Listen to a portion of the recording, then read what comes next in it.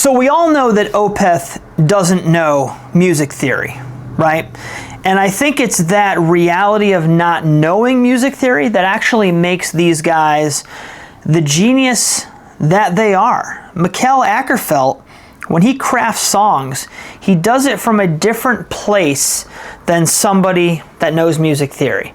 But for somebody like me that likes to study music theory and take apart songs, both for my own enjoyment and for this channel, I can't help but feel like not knowing music theory is working in their favor. And that's not to say that not knowing music theory is a good thing. It depends on the individual. The song we're going to look at today is called To Rid the Disease, off of Damnation.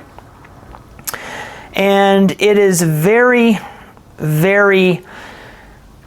static sounding. There's not much movement in terms of shifts, but it creates a mood that's really hard to deny. So let's get into it. We're in 4/4 standard tuning. Eighth notes are the rhythm. And let's just give a little listen.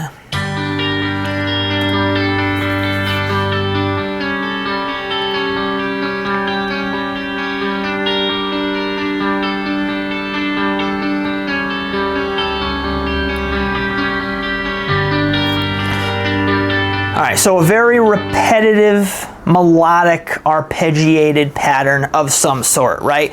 I was looking at the notes that they're using for this. I looked at each individual note, trying to figure out exactly what's going on from a harmonic perspective. And what I've realized is, although I could put a name to these chords, they wouldn't be related. There's too much overlap. There's too much of the same thing, right? It's like sort of chromatic, but sort of not chromatic. And some of the chords would make perfect sense and others are just completely way off. So I just want to go through the notes used. In measure 1, in chord 1, we have the notes G, D, B flat. The next chord used is G, D, A.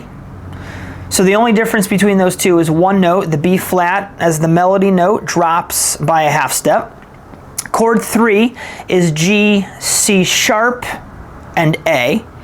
So the first note G and the last note A remain.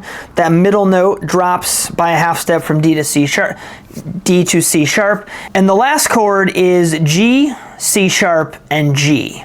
So the G at the beginning remains for all 4 chords, cementing the lowest note as G. That's our foundation.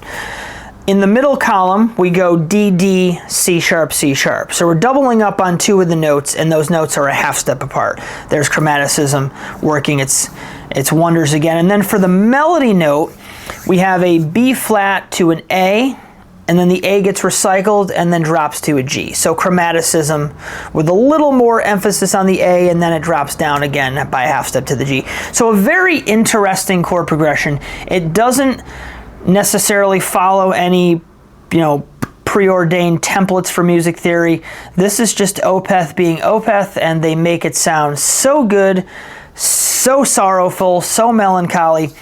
I hope this made sense to you guys. I just thought it was a really cool little section, and I wanted to bring it here, show you guys what I discovered, and leave your thoughts in the comments below. Really cool stuff. As always, OPEThian music theory. Thank you guys for watching. We'll see you on the next one.